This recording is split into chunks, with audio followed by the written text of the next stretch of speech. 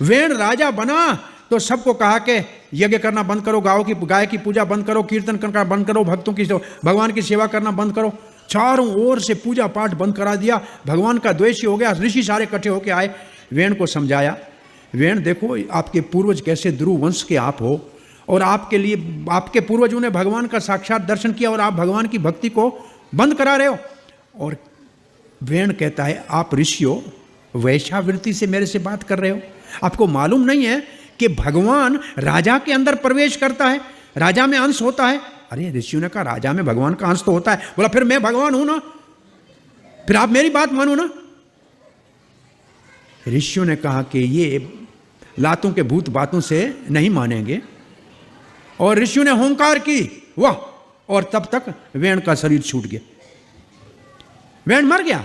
ऋषियों में यह सामर्थ्य था, किसी को राज पे बिठा सकते थे तो राज से उतारने का भी उनमें सामर्थ्य था। आज वेण का शरीर छूट गया। सुनीति ने वेण के शरीर को औषधियों में रख दिया। ऋषि तो राज करना नहीं था, चले गए तपस्या करने। फिर राज में अराजकता हो गई, अराजकता हो गई तो अब राजा किसको बनाए? तो कहा, ध्रुव के वंश का नाश नहीं होना चाहिए।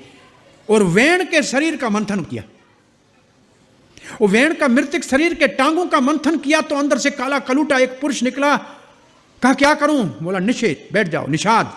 वो निषाद राज, वो निषाद वंश शुरू हुआ। जो पाप था वेण से, वेण का पाप निषाद के रूप में निकला।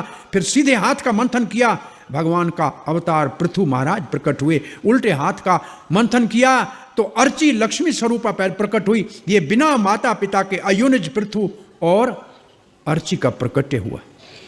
ये वेण के शरीर के मंथन से हुआ। ऋषियों में ये सामर्थ्य था कि उसके शरीर से प्रकट किए, और ये भगवान का अवतार चौथे स्कंद के अंदर महाराज पृथु। उस वक्त सारे देवताओं ने आके पृथु महाराज को उपहार दिए, रथ, तीर, धनुष, बाण, ये सब कुछ दिए।